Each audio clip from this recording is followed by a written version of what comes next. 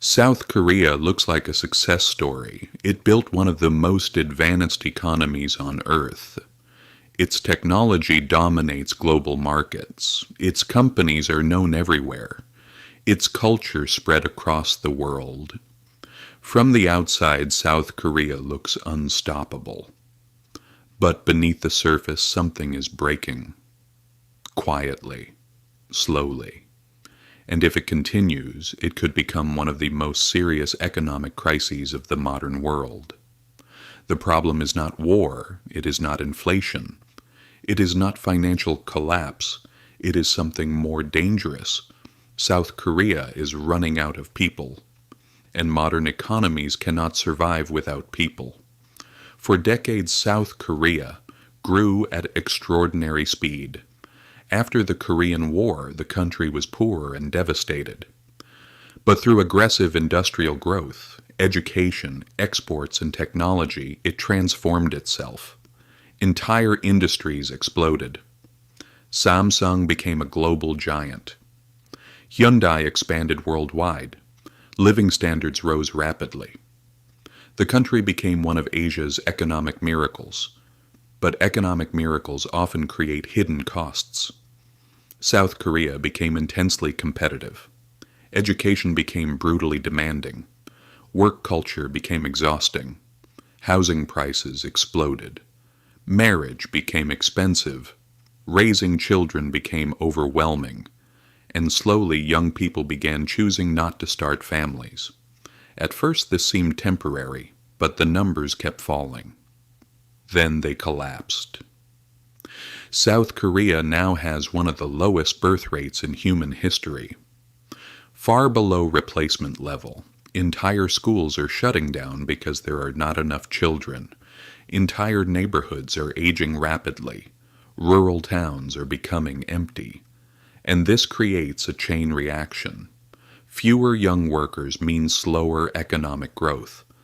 Fewer taxpayers means more pressure on social systems. More elderly citizens require more health care and support, and fewer consumers weaken domestic demand. The entire economic structure begins tilting under its own weight. This is the demographic trap, and once it begins, reversing it becomes extremely difficult. The government tried cash incentives. It tried child care support. It tried housing programs. It spent billions encouraging births. But almost nothing worked. Because the real problem is deeper. It is structural. Young people feel trapped. Jobs are competitive. Work hours remain intense. Housing feels impossible. Social pressure is enormous. Many no longer believe traditional family life is realistic. And when enough people believe that, birth rates collapse. This creates a dangerous economic future. Businesses struggle to hire. Military recruitment weakens. Innovation slows. Growth stagnates. Debt pressure rises. And confidence begins fading. History shows this pattern clearly.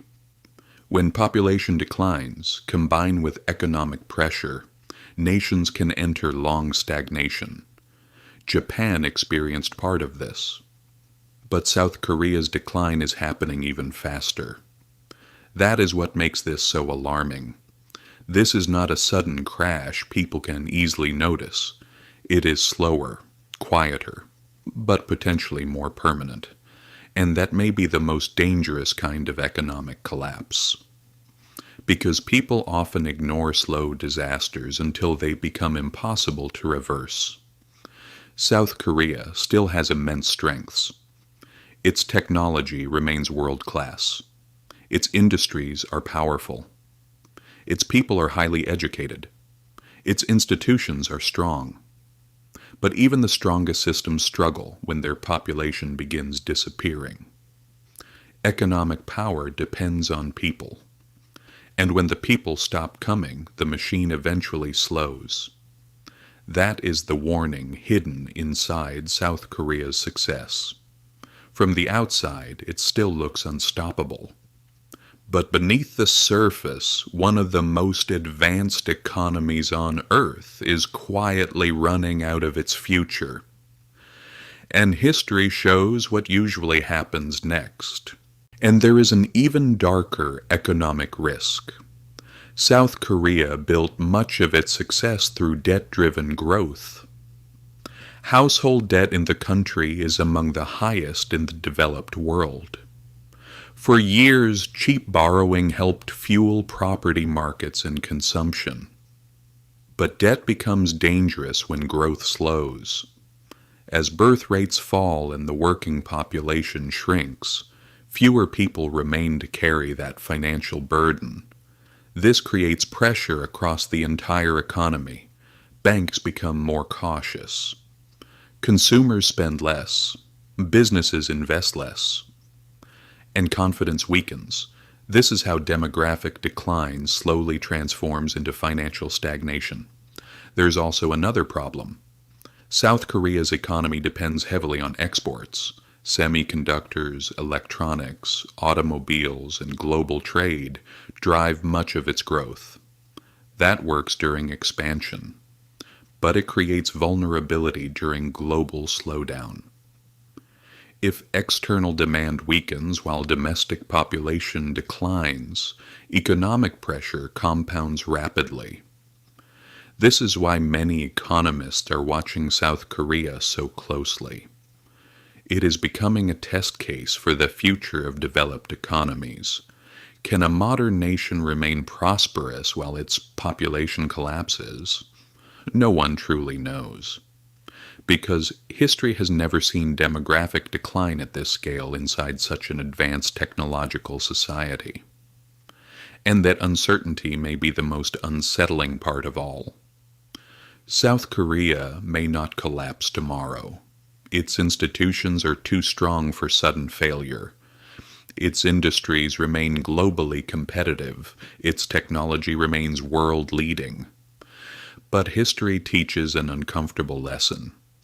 Nations do not always fail dramatically. Sometimes they simply age into economic irrelevance.